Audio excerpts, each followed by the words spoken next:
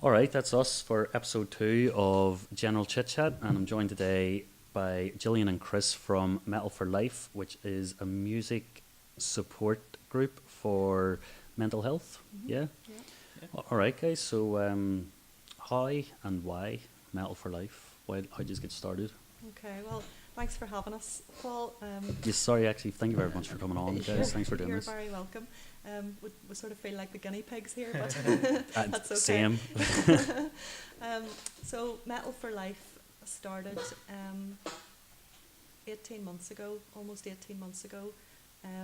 My husband and I lost our only son to suicide, and his name was Danny Cansanaho, and he was a big metal fan, Okay. like his dad now. And he played in a local band, very talented guy, great musician, and performed quite a lot on the local metal scene here. What was the And band? The band was called Shrouded. Okay. Yeah, and when Danny died, we were very grateful to have a lot of support from a lot of friends, family, of course, and it was just amazing how the metal community, gathered around each other and supported each other. But at the time, we also realised that there were a lot of other metal fans who had problems with their mental health and with emotional struggles. And would heard a few people bandying about the ideas. I wish there was a group for us. I wish there was a group for metalers. And I suppose maybe that's where the idea, the seed was sown, and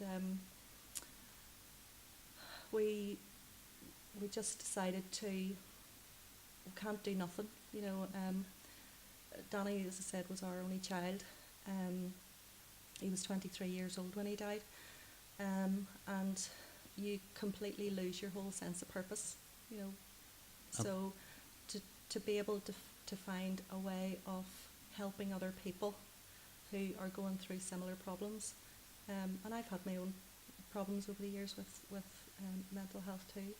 So to be able to try and give something back like that, but bring this community together, and perhaps reduce some of the stigma associated with Heavy metalers. being a metaler, Yeah, Yeah. absolutely. and also with mental health as well. It just sort of all seemed to come together. And in those first few months after you lose someone, There's a numbness most there, isn't there? important And it's- person in your life, things do tend to just go with the flow a bit. And I said we were very much buoyed by this great crowd of people that we had around us. But things fell into place very quickly. We started to raise a lot of money for the mental health charity Aware NI, and we started to talk to them about having a support group. They run support groups throughout Northern Ireland, and we started to talk to them about having a specific one for metal fans. That wasn't something they were able to do. They tend to have their groups by region rather than by a specific group of people. Yeah, like a It's genre of understandable. yeah. If you're having one for metal fans, why not have one for punks or Yeah. something like that? So we can understand that. But they offered to help us set up our own group, and they trained us and gave us a bit of guidance at the start, allowed us to use all their literature and things like that. So that was really the way it went, and I suppose I put the call out, if you like, maybe about a year ago, for people to come and help facilitate the group, and I was lucky enough to be able to find a couple of really good guys. Chris is with me today here. We've had a couple of other people helping us in the background as well. Gareth's would be one of the other core team that we have at the moment, and we basically went and got trained and learned how to run support groups ourselves. We try to keep a metal theme to it, so the support group, we would be encouraging metal fans to come to it. Well, And it's you know, see what you're saying, obviously, about like this the support group for metal fans only, and I understand like Aware and I like doing it by region because you just have to like segregate areas, Yeah. and it makes sense, but like I always feel like there's like a level of there can be a level of disconnect. You know, it's like somebody less educated going to somebody that's more educated, and this person's supposed to be giving them advice or support, and you'd have this level of disconnect because, you know, if you're unschooled and this person's speaking to you very well spoken, like Yeah, you can feel a bit and like patronised nearly. yeah, Sometimes. almost. And I imagine like the metal community. I mean, you can't imagine them going to a church, you know, sometimes No. for, That's right. for support. So I think you've done the right thing in Well, I suppose in a way we were surprised that it hadn't been done before, and to our knowledge, we're the first one. Even you know, in the UK, I think there are smaller groups, and you know, you'd find a group who would get together at the likes of the Bloodstock Festival and so on. But I don't know that there's anything specifically like what we do, have regular meetings, regular support group meetings. So it's been very encouraging, you know, and we have just built it up from scratch, and I suppose the response that we've had has been overwhelming. it's actually like even with this and 2 episodes, you know, the people that are listening, and you know, there are people out there that are trying to do good, but it's trying to find the voice, you Yeah. know, and Yeah. Yeah. find somewhere where they can all connect. Well, I think my underlying principle of all this is that my husband and I have been completely and utterly devastated by the loss of Danny, and I just would hate to have anybody else feel the way I do. Yeah, And I think you kind of have to set aside your own fears of speaking to people in public, or you know, making your ideas real, because you've got this underlying new principle that I don't want anybody to feel the way I do, yeah, you know, and I've just carried that through with me throughout the last almost 18 months, and it just gives you, you lose your fear, yeah. Okay. you know, okay. when you lose a child to suicide, you really lose everything, you know, you're just at ground zero, so you There's- can there- only build on that. Yeah, the thing is obviously with suicide and the loss of a child, anything else that happens in your life, you can compare it to something. You can't compare that to anything. Yeah. You know, like No. there's, you know, you just can't compare it to anything. There's no, do you remember that scene in this movie, or the way this song makes you feel? That's so, you would never be prepared for that to happen. No. You know, and No. it's not an easy thing to do, and to be able to go on after losing somebody and do what you guys have done, and start a support group is, well, it's to be commended. Like it's an amazing thing. Well, I think you do have to make a decision quite early on whether that loss is going to destroy you as well, or do you try and make the most of it and try and live with it away. I'm not going to say recover from it, because I don't? don't think you will ever recover I don't think you do From- either. I think it's from like, this, and it's not even right to say that each day gets easier. 'Cause I don't even know if that's the right terminology. I don't No. imagine it does. it's different. It's Yeah. every day, every month is different, and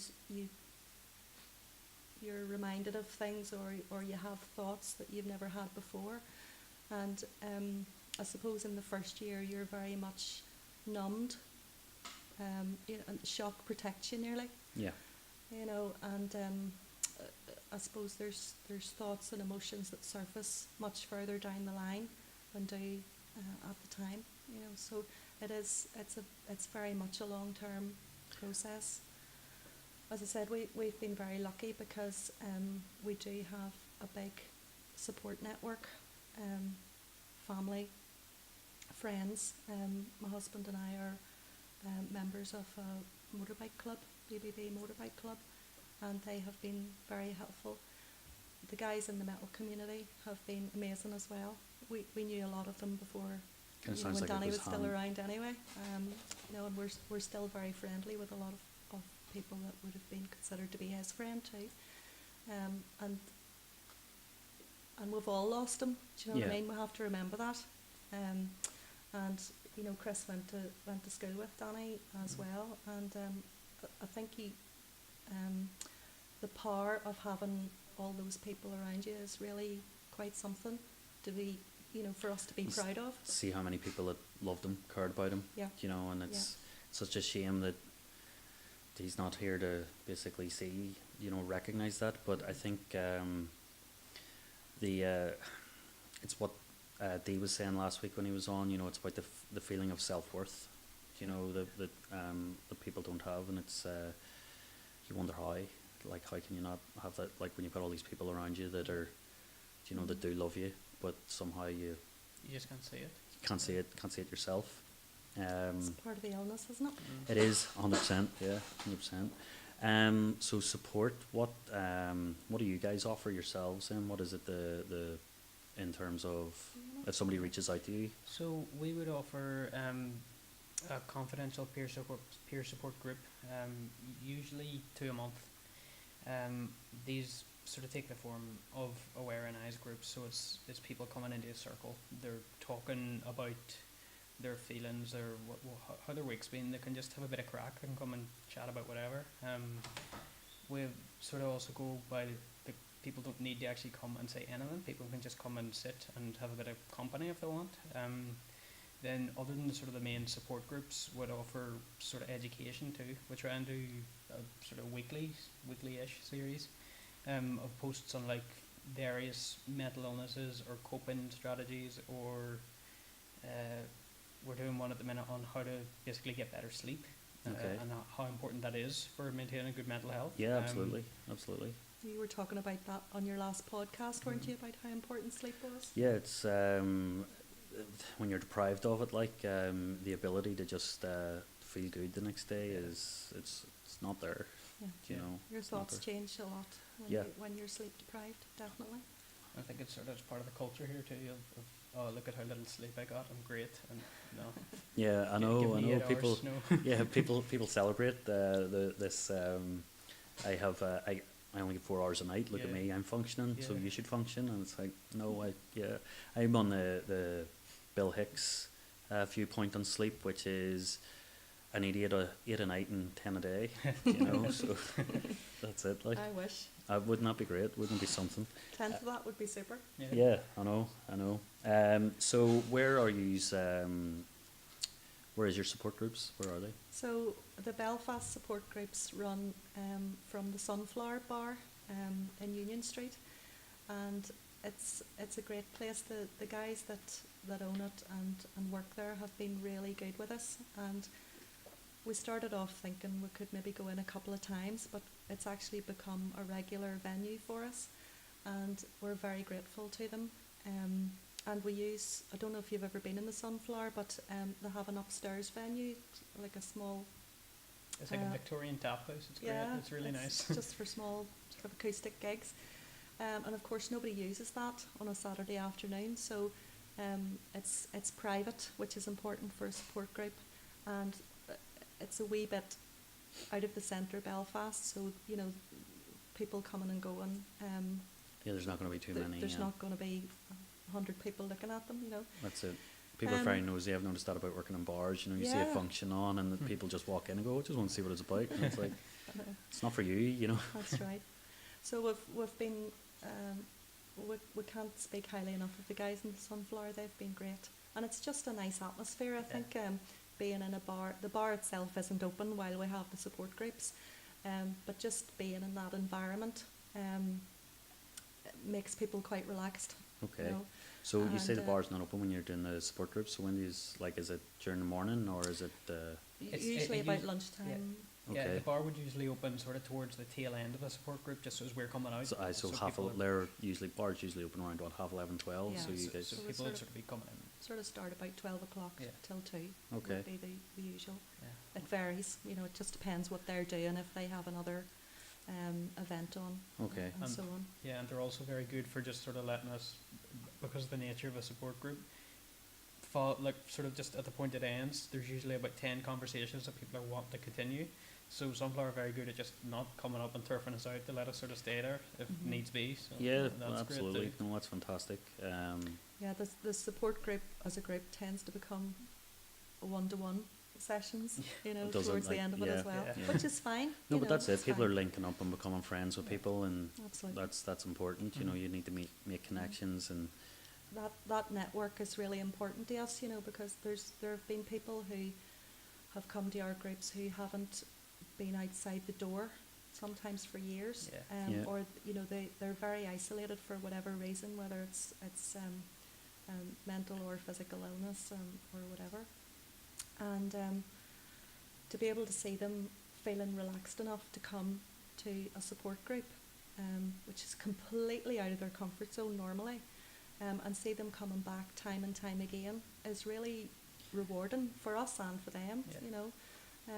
And it's lovely, and you know, you see them maybe arranging to go out for a drink together or going to a gig together, and you know, you're kind of bringing together people that never would have known about each other Yeah, before. yeah. So it's good, and so they're supporting each other as well as us doing it together. Yeah. You know. I forgot to say as well, the other sort of big thing we do, which is we've had one so far, or we're going to have another one hopefully, but we do trips sometimes too. So Okay. because we're quite big proponents of, well, the relationship between exercise and mental health. You were talking about that in your last episode as well. And so we try and get people out into nature and out just sort of walking a bit and out sort of in Okay. the forests and stuff.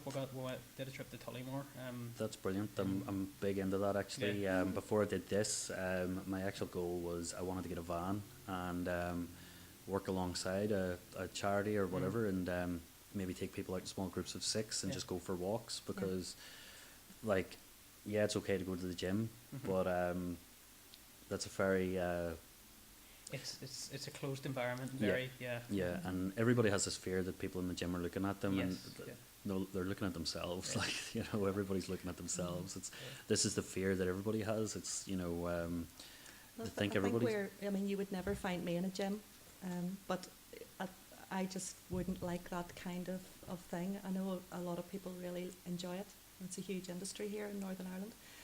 We try to encourage things that people can do that don't cost anything, yeah, you know, 100%. and they don't have to spend a fortune or spend a huge amount of time, you know, and you can go for a walk and just look around you There's and take it all plenty, in. like even just taking a walk through Orma Park. Orma Mhm. Park's really Yeah. nice actually. So it Yeah, is, it is. you know, There was quite a simple thing Gillian was saying to one of our members a few months ago, was that when they're walking through the city, because they didn't really get out of the city too much, and it's just saying look up instead of looking down. Just Mm. look at the buildings and look Yeah. at everything around you and look at how pretty it all is. And Mm. when you actually take the time, it's like, oh wow, this is actually quite nice. well, it's funny that since the all the scaffolding came down off the George Best Hotel there, Mhm. you know, you really take that in, and it's a Yeah. awesome looking building there. So it Yeah. is, and Belfast actually does have a lot of really good architecture, really Yeah. nice architecture. It does. Um, But usually we only see the shop front levels, you know, if you actually start to look up at all the architraves and well, that's it. You're looking things for that- cracks in the ground when you're walking, so you don't trip Yeah, really, and yeah. nobody's looking up and looking at something that's actually quite pleasing to look at. So you do miss and everything. I think when you're at a time when you have a low mood or you're depressed, you don't actually see anything in front of you. You know, you can be surrounded by this black cloud, and we just like to try and encourage people to see that, you know, these views, whether it's nature or architecture, whatever, it's not expecting anything of you, you know, and you can use it to your advantage in a Yeah, way, and yeah. it can be relaxing and make you think in a different way, Mhm. take your mind off problems perhaps for a while, and doesn't cost anything. Yeah. No, that's it, and Yeah. it's a big thing is cost. Like especially, I imagine there's a lot of, well, like you say, everything costs money, and financial worries are actually one of the major causes of depression, essentially. I've had a few people actually contact me since the first episode, just talking about the stresses that earning money has, where it's put them. Yeah. Do you know? So being able to go and do things for free is great. I like free things anyway. You know. You have to be a wee bit creative sometimes, you know. But I think nowadays we are very driven by the commercial world, and you know, have to buy something, you know, a new model of something every other month, and I think it's just useful to sit back sometimes and realise how you can, you know, just enjoy not spending anything for a change. I had a book a few years ago. It was called Earth and Mind, and it had a story about two people, and one of them was a man that was uneducated, and he actually achieved a lot with his life. But the other guy, essentially the premise of the book was how in school we're taught to succeed above all else, and if we don't succeed, you're a failure. Yeah. So you're competing. You're competing. Right then. Yeah. Yeah, like age 4. Yeah. Do you know? That's it. You're competing to achieve something, and you're not helping the people next to you. Yeah. Do you know? Like in my eyes, like education should be something that, do you know, is constantly done as a group. Yeah. Do you know? Like each class, like if you're putting in the 6 people, like, or 4 people even, you know, you all do the same art project together, you all do the same maths equations together, and you come up, because isn't that how great businesses really work anyway? It's like that's it, you know. Absolutely. So music events, you do music events then, is it, or?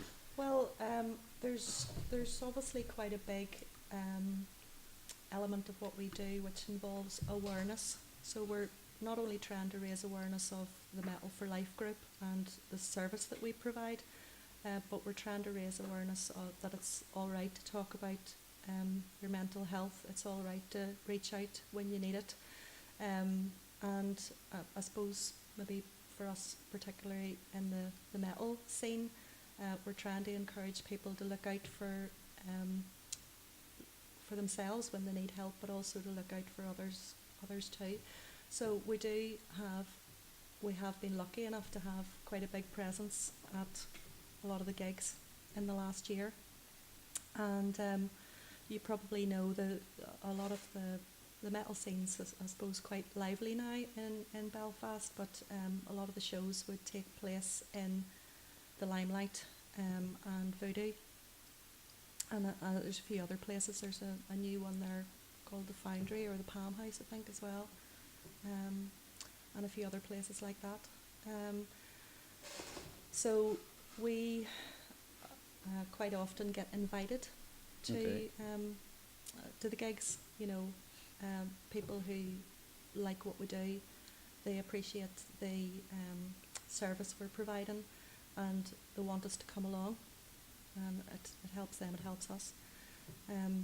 We quite often go and sell our t-shirts. We've got the Metal for Life t-shirts and our record bags. So we sell merch the same as a band sells merch. You know, we can also bring brochures and things, and if people just want to talk to us, we're there. Yeah. And quite often people do get a few pints. Yeah, well, build up the courage. That's where the come loose and lips say come hello, in, isn't it? A few you know. beers And but it's quite a challenge for people to build up the courage to reach out sometimes, you know. So being in that sort of environment where you can give them the opportunity to talk is a good one. There's another there's a group of young guys who have a group called Sudden Strike, and they organise gigs in the likes of Alexander's in Lisburn as well. Okay. So we'll quite often go out there, and friend played a few gigs in Alexander's. yeah, So we did. So it's a good wee quite a small venue, you It know, is, but but it's they- great for the local bands. it was a bar. I knew it was there, but it wasn't until my friend played a gig in it I realised just how many events were actually being held in it, Yeah. and how many rock stroke metal events that are actually Yeah. held in it, Yeah. like in just this wee tiny corner bar in the That's middle of right. Lisburn, like, With a which carpet. is yeah, shocking, Curtains. like, yeah. Yeah. No, Um, it works well, you know, and it sort of fits the scene really. Yeah, okay. Especially with the more the extreme metal bands, you know. And before it closed as well, we did some things in the Warzone Collective as well, Okay. which it's Is it closed now? I didn't. yeah, Yeah. closed in August. Right, I didn't know that. Or Warzone Centre, even the Collective, I think is still they still do stuff. I think they still do stuff in Alexander's too, but They do. Yeah. I think it's between venues. I Okay, think is okay. maybe the word, but yeah, they've all been very supportive. Many of them knew Danny very well, and many of them have had their own losses too. You know, so it's great to see young guys like that really pulling together behind something like Yeah. Metal for Life, and we're very grateful for them. You know, we have guys wearing our T-shirts on stage when they're performing. We've been able to speak to some international bands when they come over too. I'll mention as well, I suppose. I'll have to get one of your t-shirts because they look pretty cool, to be fair. Like. Yeah, they're pretty cool. They're designed by a couple of friends of Danny's as well. So you know, it's there's a lot of connections that people maybe don't realise at the time. But as James Loveday, who runs the Distortion Project in the Limelight, you know, he's done a massive amount for local bands over the last 18 years. You know, and quite often James would allow us to come along and just be there, you know, and have a presence. And I think that presence is quite important because there's a safety element to it, that people know we're there. And, you know, we've been running for about a year now, and it's amazing the people who, you know, just come along one by one, just, you know, okay, you're serious about this now? Well, Yep. you know, is there anything you can do to help me?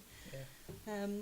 And it's Yeah. just really building up that awareness that we are here to stay and we're not going anywhere. That's a big thing. There is sometimes things lose traction, you Yeah, know, of and course. it does take a lot of support from people to keep things going, and it takes a lot of work as well, mental perseverance Mhm. for yourself as Yeah. well. The documentation's crazy. Yeah, paperwork is fantastic. It's a wonderful thing, isn't Oh, it? yes, Like, yeah, it I love is. that. I don't It think this Metal for Life would have got anywhere near as far as it did if Gillian didn't do all the paperwork. Oh yeah, Yeah, I have no clue. can I send you mine? Do that in my day job as well. No, I'm too busy. You're too busy. Yeah, no, paperwork is that's something But I'm not it's a fan important of. to us, you know, we have applied to become a registered charity. So it was important to me that we started to operate properly right from the start, so that when it takes about 2 years for them to call you nowadays to be registered. So, but when they do, we'll be ready for them. Yeah. You know? So it's been quite important for us to, you know, none of us have had any training in this, how to run a charity or how to run support groups, but you know, we've learnt it and hopefully learnt it well. We spend a lot of time discussing how the formats of our groups and how we can encourage more people to come, how we can keep them safe. You know, for example, when we have our support groups, everybody signs a confidentiality agreement at the start, and that's just a given. Nobody questions that, because the last thing you would want is someone coming along and sharing part of their story, for someone to go and share it with everybody else outside. That's just doesn't happen. you No, know. that's it. It's Um, a private thing. And I think, in fact, I can't remember if you said this now or before, but you know, we actually encourage people that we don't necessarily need to know The background. the story. Yeah. The point is, you're here now. You're not feeling I mean, good for whatever reason. Let's see what we can do together. Somebody can ask for help help, and they don't have to say why they need it. Absolutely right. And that's the Yeah. thing. Like, they can just say that, and if they want to tell you, they can tell you. Yeah. But Yeah. and a big thing is like swearing. If you when you swear, you reduce the pain of something. Like if you stub your toe, Yeah. you know, like it reduces the pain. And sometimes like if you voice something, um, it kind of brings awareness to just how stupid you know like it is for you to be feeling this way. Sometimes I don't want that to sound the way I may have Maybe worded that's- it, not stupid, yeah, but do, I get what you're saying. Yeah, do you know it's like when you voice something, you can go really actually is Yeah. when you hear it out loud, Yeah. it puts just it in almost perspective. puts it in perspective. Is yeah, that's it. I think you know? sometimes your thoughts can be really overwhelming in a very negative way, you know, and a lot of people, It and feeds itself. I've felt this myself on many occasions, where you've just got so many thoughts going around in your head, and to be able to voice them somehow slows it all down a Mhm. bit. And it's the same with, you know, we would quite often encourage people to write their thoughts down. I think you mentioned that in your last podcast as well. It's a Yeah, very my- effective way of you know, just trying to focus on one thing at a time. 100%. And it's really helpful. Yeah, Stops that overwhelm. because you can have a thought in 3 seconds or less. You can have a microsecond, and you can have a whole conversation in your head in that length of time. But when you start to say it out loud or write it down, you do have to take the time to actually consider what you're saying or writing. It was funny actually. The two things have popped up on my Facebook memory, which was the other day I had one that said, I don't actually understand how you expect to have a good day if you haven't been listening to AC/DC regularly. So that, and the other one was actually a memory about the book that I was writing in. And yeah, I said last week, it's like, again, when I read back on a lot of stuff I had written, it was all from a different perspective from when I wrote it before, and I felt like none of it was actually true. I felt like I just poured a lot of. It was true at the time, but a year later it wasn't. You know, it was I'd written a lot of nonsense in it, and it comes down to companionship as well and friends. You spend like that's the importance of a support group. I lived with my friend Johnny when I was struggling, and we had the whiteboard, and we were writing stuff on the whiteboard, and I didn't realize until the other day. The last thing I actually wrote on the whiteboard, Johnny had phoned me and said, "Look, I'd already moved out at this point, and he'd phoned me and said, "Look, I've got some stuff here. I'm moving out, moving to my kid." So I went round to collect the stuff, and he went up the toilet, and I'd written something on the whiteboard, and he came down, and he was like, you know, "Screw you, dude." And what I wrote was, you know, this was more than just a place I lived, because having Johnny there was amazing. He like he's OCD, and me being depressed at the time wasn't, and not cleaning wasn't a great relationship at times, but yeah, he was definitely, it was wonderful to have somebody there, and we just sit and listen to music a lot and Yeah. played video games, and And often you don't have to say anything. It's, you know, it's just being there Yeah. yeah, is enough. that's it. Yeah, company matters. One of the things you did say there, about the support groups and people coming and they can talk, and there's that kind of like they don't have to talk. You'd said before we started about the importance of not quantifying somebody's feelings. Yeah. Do you know, like, so if somebody's sitting there at home and they want to reach out, but they could be sitting there feeling like my problems aren't big enough. Yeah, yeah. You know, that's not true. No, That's no, not true at at all. all. You know, It's everyone's experience is their own experience. It's not. that's it. You know, it doesn't really help to compare yourself to other people and That's- your own. If you're suffering, you're suffering. Exactly. It's enough. Exactly. You know, and And so we do try to focus more, not so much on the story, on the history. By all means, you can if it tell helps, that to add to how you're feeling if you want to do that, but we don't expect that. And probably going into those levels of detail would be more suited to one-to-one Yeah. counselling, perhaps, if that's a therapy that the person chooses to do.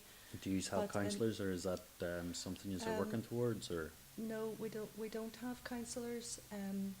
You know, the main purpose of Metal for Life is for the support groups. But you know, we know people who, You if can someone recommend them. wants Yeah, okay. Yeah. No, that's good. to That's have good. counselling, there are people who have been recommended to us. And Um, yeah, and I'd sort of be of the opinion then for a lot of that, for if someone feels they need to go to a counsellor as well, to, yeah, of course, go do it, but don't stop coming to a group either. Use as many avenues as you can to recover. I think Yeah, absolutely, absolutely. We Um, hear quite often that people feel that they've perhaps been let down, or they've tried something and it hasn't worked. Yeah. So there's almost like they've given up hope. But just even in the year we've been doing this, and Chris is has studied psychology, so he's very well aware of all the different kinds of therapies that are available, and just even when you think about the number of different kinds of support groups and voluntary groups that are about charities, it's just a matter of having the patience and often the effort. I understand Yeah. there's a lot of effort involved, but just finding something that's right for you. Yeah. Thankfully, we are all different, and what I would never have dreamt of going to a support group myself years Yeah. ago. The thought of being in a room with 10 or 12 other people would just have horrified me, and for people with social anxieties, that can be a big problem. So that might not be for them, but also because it's a non-judgmental environment. We're not there to see how nervous you are or whatever, and we do find that people who do have social anxieties do feel very much at home very quickly in the support group, because they're just put at ease very quickly. Well, I think 10 or 12 people actually sounds like a lot of people to somebody that might, or it may sound like a lot of people to somebody that has social anxiety. But Yeah. when you go in, it's a very small amount of people, and Yeah. you can. Well, It depends on the space you're in as Yeah. well, Well, you it's- know. I think as well, just even for our group, 10 to 12 would be a big day. Like It that'd be a yeah. lot. Our average would probably be more closer to 6, 8 Yeah. Okay, Yeah. in between there. So very good, very It's- good. And those times when there are fewer people, it actually gives the ones that are there more opportunity to talk Mhm. more themselves. Yeah. So, and as I say, they keep coming back, and it's lovely to see. Good, It's great to good. see them. And do you deal a lot with like socially anxious people? Is that kind of like does that seem to be? It is a big problem. Yeah. Yeah. It's Okay. a big problem everywhere. Yeah. And yes, we're people with anxiety, depression, and for whatever reason, it can be because of trauma, because of illness, There's unemployment, isolation, whatever. So and as well, it's a lot of the time we wouldn't sit and turn around to someone and say, "What have you got? What's your illness? Why are you here?" Like, because it's just again that it- it comes back to that, doesn't it? It's Yeah. like justify why you're here. You Yeah. don't have to justify. no, You can come along. someone can just come. Like Yeah, it's- and like that's it. Come and support us, even. Mm. Come with your friend if your Yeah. friend needs. Oh, Well, absolutely. we yeah. do recommend that. There are actually quite a few people in our group who have had quite major events in their lives, and they have come through the other side with a lot of work on their own part, and a lot of support and therapies and so on. And they are incredibly valuable to us, because the support group's not about us facilitators advising people what to do. That's not what it's about at all. The other support group members are, they're in Yeah, charge, yeah. really. Yeah. Most of the time we and would sit quietly. We for a just lot of it. sort of guide it along a bit. Yeah. So you'll find people who have been through lots of different therapies or changed the way they think about things, and you find they're the ones that are actually stepping in to empathise with the person who's speaking, and to maybe make a few recommendations to them. Okay. So it's great. that's You know, good. it's good to have people at both ends of it, if you Yeah. like. Yeah. Yeah. We also just, you know, we get quite a lot of people who are musical journalists and photographers, and maybe have their a band or pages or whatever, and they want to help us, they want to support us, and we say, well, why don't you just come along one day and see what it's like? Because, you know, there's, rather than us telling you what it's like, just come and see it. And you know, well, it's an experience, and some those Okay. things you have to experience yourself. It's okay saying we are supportive, but you don't know that until you walk into the room. Yeah. So That's come and right. experience it. Like, yeah, yeah. that's okay.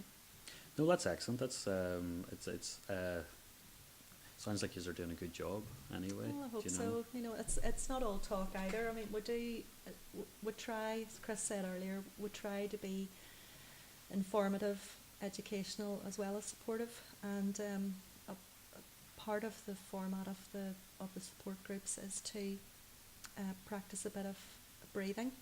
Okay. And for someone who's very anxious, learning how to breathe effectively can really help you when you're struggling. People with panic attacks and so on, and it's a very useful technique to learn, and also free and Yep. easy to learn, with a bit of practice, you know. It's yeah. I mean, I focused a lot on the breathing to try and get myself to sleep there. When I was just my mind racing, it's like if you just count your breaths, you Yeah. know, like Yeah. just take your time with them. It's it switches everything else off, Absolutely. and it's every time you maybe get 3 or 4 breaths in, and your mind starts to wander again, and Mhm. you Yeah. start chasing a thought, and you have to catch yourself, and it Mhm. gets easier. Yeah. It But does. so, like, it's very easy to sit there and go, this isn't working, and then get lost in that train of Mhm. thought that's keeping you awake.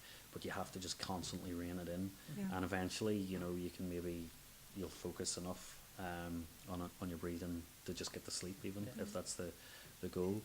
I recently started listening to sleep.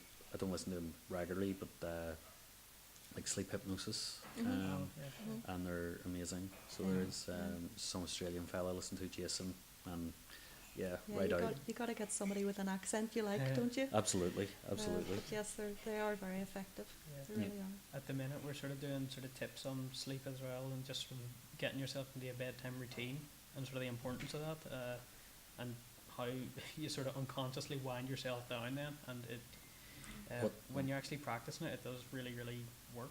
What kind of tips do you offer? So, well, one big one: no screens. Get your phones off. Turn them off. Put them away. And try not to have any sort of stimulants or caffeine or anything or alcohol. You know, in the sort of the 4 hours before bed. It's hard to try and enforce that one. Yeah. The alcohol one's a big one here Yeah. now, so it is Yeah. big one here. It's actually, well, it's, you know, it's so common. Mhm. Do you know, like It just to is. go Yeah. home and have a glass of wine, Aye. bottle of wine, and Yeah. it's celebrated in movies all the time. You know, Yeah. you watch a movie and somebody gets home and they're like, they've housed themselves, crack open a bottle of Yeah, wine, the or wee open a nightcap, beer. That's it, you know, and it's hard to tell people that, like, I have a rule myself where there's no alcohol in the house. I only drink outside of the house, and I only have alcohol in the house one night every year, Yeah. which is me and my 4 friends have decided that we do a quarterly get together, Right. and because there's 4 of us, we basically host it, Mhm. turnabout, so it's once a year. Yeah. So and that's the only time there's alcohol in my house.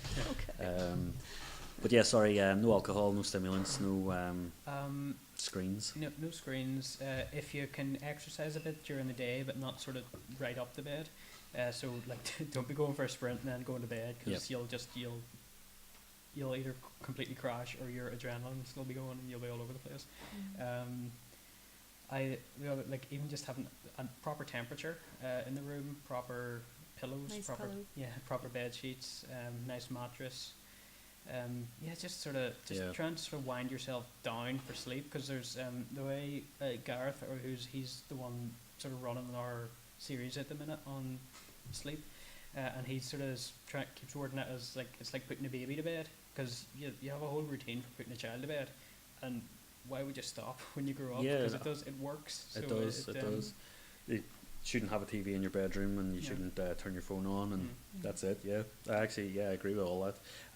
One of the things that kill me with sleep is, for a brief period, I was a bed salesperson, Oh, and I know what a good mattress is. yeah. So when I lay in a shit one, I'm like, Is it like immediately? yeah, it just makes me angry instantly. You know, I even have the same problem with sleep hypnosis. Mm. Like the first thing it says is relax, Yeah. and all of a sudden you're like, I'm not relaxed. Yeah. I need It's like pee. telling someone to calm down. Yeah, it just makes you worse, and it takes like a couple of minutes. There's almost like this brief period where I sit like angry at my inability, like because I'm just conscious of my body. I'm like, how am I gonna? Just I'm gonna make relax. it aware then. Yeah, Like, that's it. I'm not relaxed now. Yeah, that's it. So it always takes a couple of minutes, you know, to get into it. But the bed one, like from selling beds and lying on really comfortable beds, and then I had an argument with somebody, and I was like, see, this is just ignorance because you just don't know. You know, I know there is a bit of bliss in ignorance, like, you know, especially when it comes to knowing what your mattress is made out of. Because I'd sitting there going like, I'm never gonna sleep in this. Never gonna sleep in this. And my sales boss actually, when we were doing it, he said, "We see, you just go into a hotel and you lift up the mattress and you'll read what's in it." And I have done that. Do you know, I've done that. And only did it for 2 years, and I've probably have been guilty of doing it 10 years later. You know, so Stuck yeah. with you. It's terrible thing. The sleep series that Chris is talking about is part of our Metal Mind series, and that's a big part of the, I suppose, the educational support that we provide. It's raising awareness, but it's also trying to provide advice, tips for people to help themselves. Oh, We've looked at other topics as well, which probably a lot of people struggle with. Anxiety would have been a big one.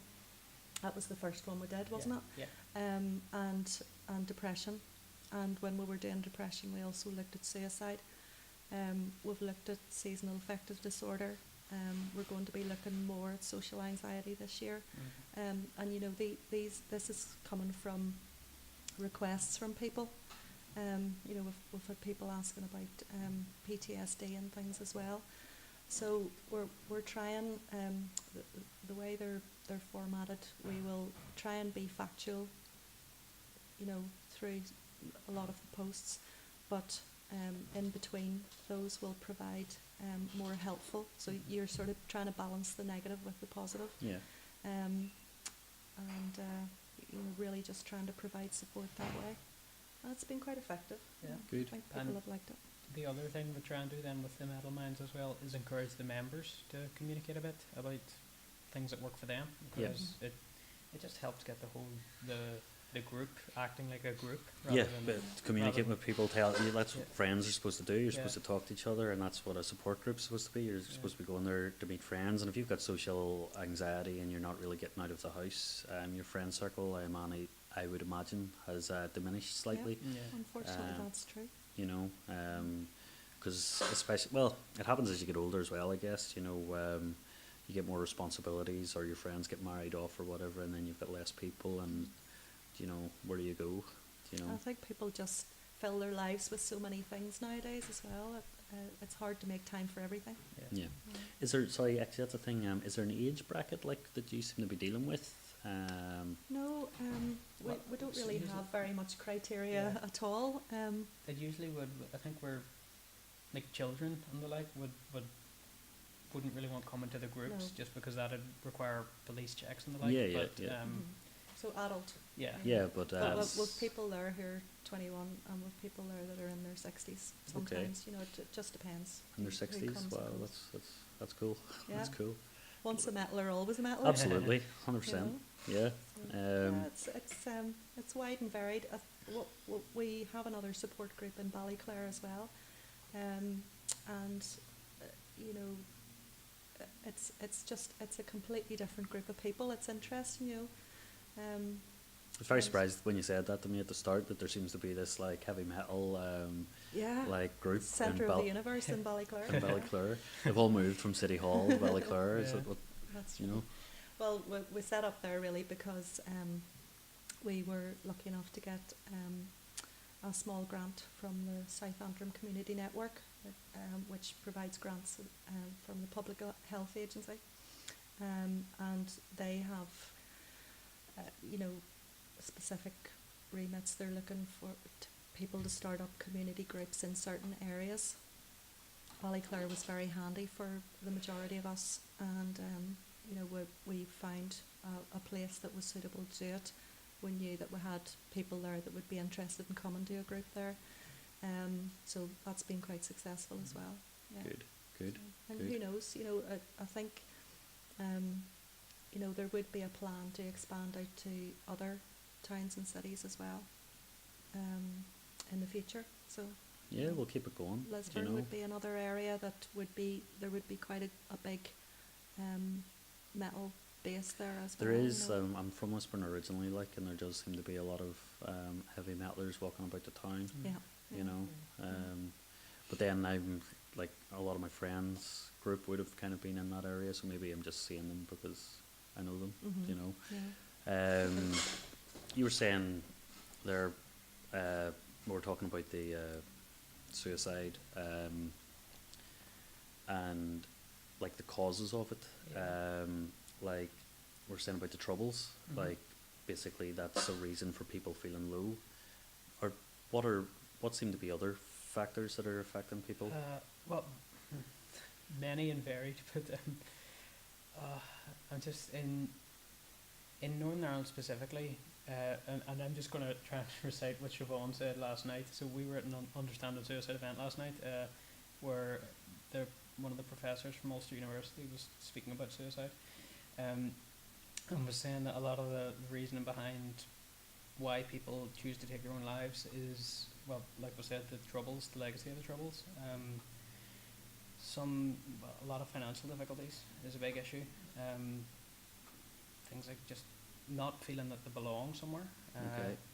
It can just be a complete loss of hope in the future is a massive one. If you have no idea where you're going and no idea how to get there, you have no goals, even if you've just complete vague goals of one day this will get better, it's unfortunately not going to work that way if you just say to yourself this will just get better. And because you have to set goals, you have to set targets to make life better, essentially. There's just, and do you think people in Northern Ireland struggle to set goals to make their lives better, or? I think people in Northern Ireland specifically struggle to express emotion is a big one, and that they struggle to even recognise strength in themselves. We were talking we some of our groups now, past while we've been trying to encourage members to talk about the good things about themselves, like their strengths, their what they're actually really good at in their day-to-day lives. And the big difficulty with that is because the culture of Northern Ireland and the UK in general is, someone says they're good at something, they're bragging, so you don't want to brag, and it's got toxic to the point where people they're not able to think anything good about themselves because they're seen as bragging. And so we're you're up yourself if you think you're good at something. It's and we have some incredibly talented songwriters coming to the group who sometimes need to be told you're an incredibly talented songwriter, do you not get this? It just is. I suppose it's the sort of thing of your own harshest critic, but no, we're trying to sort of. I'm still waiting to draw something good, to be honest. I have this thing. It's I was painting a massive mural on a wall, and everybody kept coming in and going, "This is really good," and I said, "No, you only think it's good because I'm better than you, but that doesn't mean I'm good at it." And I think that's a big thing. It's like you have aspirations to be better than what you are, but you don't think you have the ability to be better than what you are. Maybe. I think there's a lot of sort of people have sort of the imposter syndrome thing too. I've got somebody's here. going to catch me out. Yeah, how did this happen? That is a big thing, actually. I know a few people that kind of have that kind of feeling. It's like I'm just faking it. Yeah. I think it's meant to be very common. It's very common. Yeah. Okay. But I think trying to encourage people to think that way about themselves in a support group where we don't judge. So if somebody wants to say, "Well, actually, I'm highly intelligent," that's okay. Yeah. We're not going to, but we're not going to think of them any differently for saying that. And hopefully they'll be able to take something away more positive from that meeting than when they came in. That's good. I think that's us. I think we're pretty well covered Okay. there. Everything you do. You have a Facebook group, so it's Yeah. primarily for heavy metalers. Um, so anybody listening, if they want to join that, they can. It's just Metal for Life, yeah. Metal for Life NI. Okay. Yes. And we have a public page, which then, is more for the events that we do and, some of the things we've done in the past. A bit of the history about why we're here and the service we can provide. Then that can direct you to the private group where there's more of a conversation goes on between people, and that's where you'll find all the educational side and supportive side with the metal minds and articles and things like that. Okay. And then would that have the times? Would you have the dates and times on your Facebook for your support groups? Well, or the support groups, we tend to give dates, but because the attendance of the support groups is confidential, we message people Okay, privately, okay. and we give them the times and the dates at that point. And it is just really trying to keep it on a more personal level at that stage. The last thing we want is people to not feel good about coming to the group because the whole world knows that that's where it's going to be, Yeah. or when it's going to be. So we try to keep that side of things to ourselves. No, absolutely, You know, absolutely. Like I say, I've had a few people reach out even to come on this, and I've given everybody the option of doing it anonymously if they Yeah, want to. That's a good idea. I think so. But, I mean, there's people there that want to talk about things that they've recovered from, that they maybe don't. Their families are still Yeah. in the dark about. Yeah. And we do need more people talking about it. And I think the more people that do talk about it, the easier it'll be for other people to talk about it. Yeah. And we'll all see that we're not actually that different. Yeah. That we're all kind of struggling along. And I mean, the biggest lie is, I feel, when you're sitting down having a coffee and you watch everybody walk past you and you go, they've got it sorted out. Yeah. No, they Mhm. don't. Nobody has No, it they don't. figured, and that's, we're all struggling. And Yeah. Well, but- it's the usual sort of thing, when you go to see a doctor or something like that, and they ask you, so how are you? I'm fine. Yeah. Well, no, you're not fine, because otherwise you wouldn't be there at the doctor's. Yeah. So it's that automatic thought that you have. yeah, you that have to tell people you're put the mask okay. on. Yeah. Everything's gonna, I'm And you don't want to be Fine. a bother. Is No, a big you one, don't and wanna be it's a bother. it's like they're employed for you to be a bother, and all the time, I'd go to the doctor and be like, yeah, things are.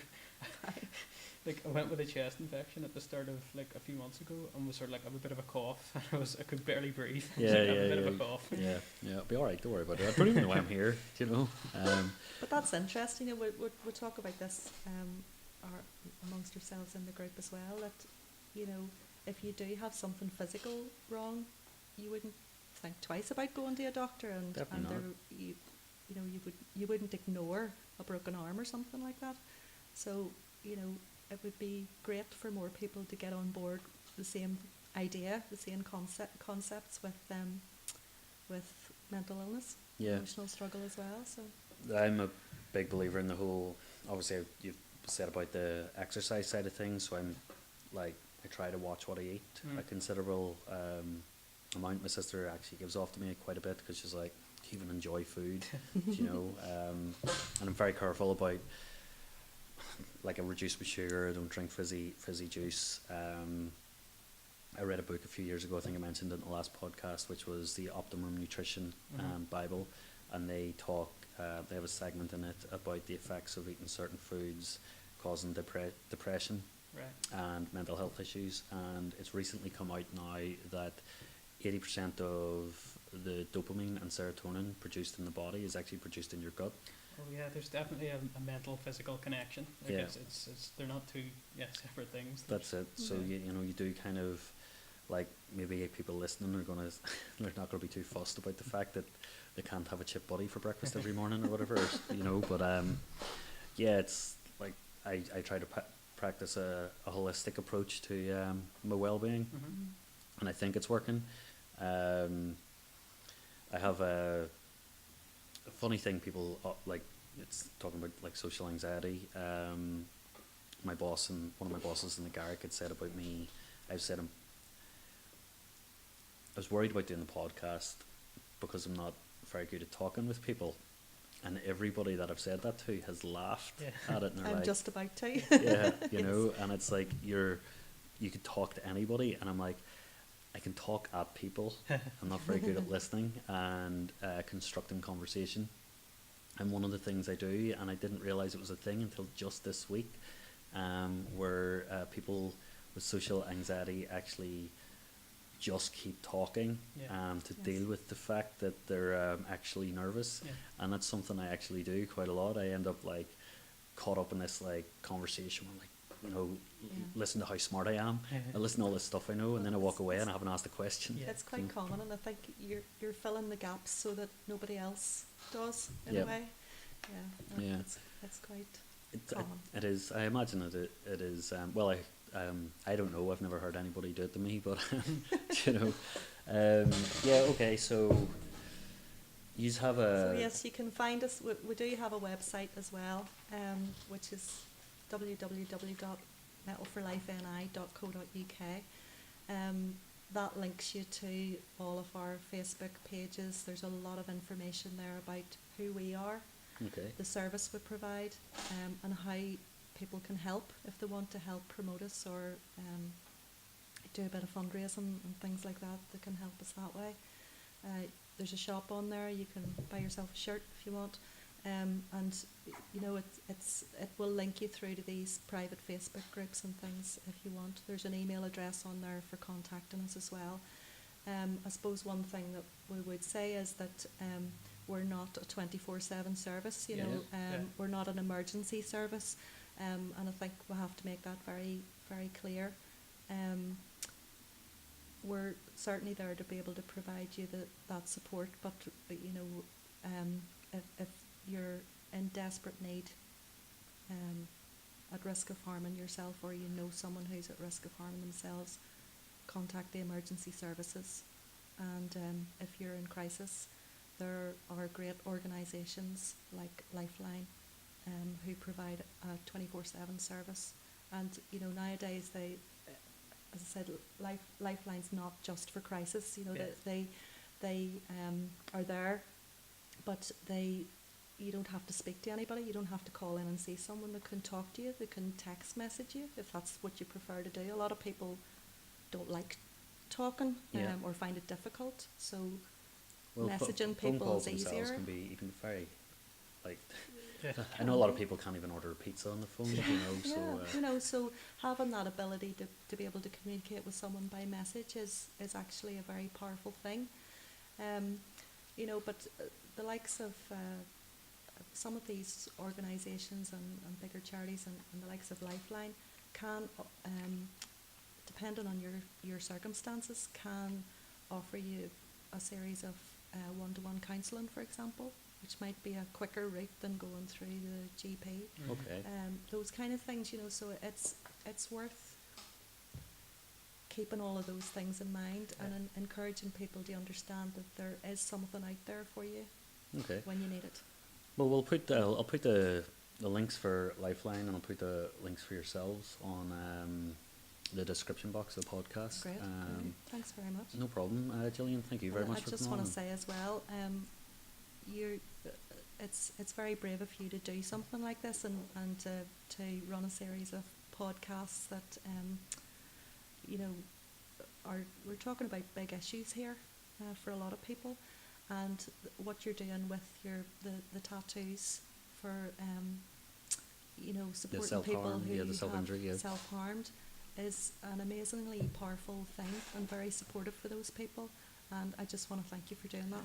Not at all. Don't need any thanks at all for it. I just wanted to appreciate it, but I just wanted to do. I had to do something. Felt like I had to do something, and actually, when I put that post out, it's kind of like I was only putting up 4 dates originally. I think now I'm actually doing over 20. Wow. Because there was just far too many people, and it comes back to what you had said again about a lot of people had messaged me and said, I'm sure there's people that deserve this more than me, Yeah. and I didn't feel that way about No. anybody. No. Do you know, I felt they all deserved it, and it's if I can help even one, I'm happy. Yeah.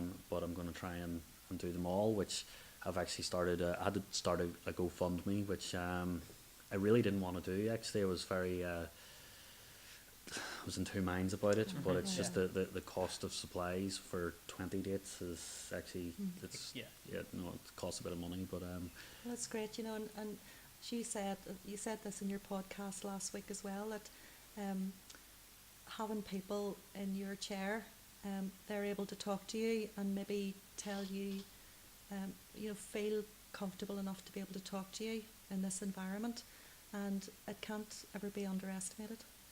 no, Um, it shocked me getting into it. So it did. It shocked me getting into it. You know, it's I mean, obviously a few of my tattoos are for events in my life, Mhm. and I don't even know why it shocked me when because I knew that like of myself. You Yeah. know, when Mhm. you get people sitting down in a chair and they start telling you some things, and you just you get to be a part of something. Yeah. You know, which is an amazing feeling. Mhm. You know, Yeah. when somebody's As you're saying, even just allowing them to talk and put those thoughts into an order where they can tell their story is really valuable. Yeah. Yeah. So just being able to listen. I know you think you're not very good at it, but I might have my You moments. know. I might have my moments. it's very important to be able to communicate with people, and I think it's something that it's easily lost. Yeah, Yes. definitely. I agree. Day and age. So Well, I guess I got to thank you guys as well for Metal for Life, and I really love the name. So I do. I think it's awesome. It was voted on by the members. So Yeah. Was it? Is that what it was? They Yeah, came up with excellent. it. Yeah. Well, we're going to do a flash day, so we are for our tattoos. So I'm going to stick your wee pick on it. So I am, and That's see if I lovely. can get a few people get that tattooed on them. So Wow. we can. That'd be class. that's Um, fantastic. Yeah. So I'll just do like the pick, and I'll put the M and a 4 in the middle, and then L, and we'll do something like that there, and we'll see if we can get a few people Yeah. getting that there or whatever. That sounds great. No worries. All right, guys. Again, thanks very much for Yeah. coming on. Really, Thank you really for having appreciate us. it, and Thank you. yeah, we'll be in touch. Yeah. Okay. Thanks very much. Thank All you, right. Paul. Thank you. Bye.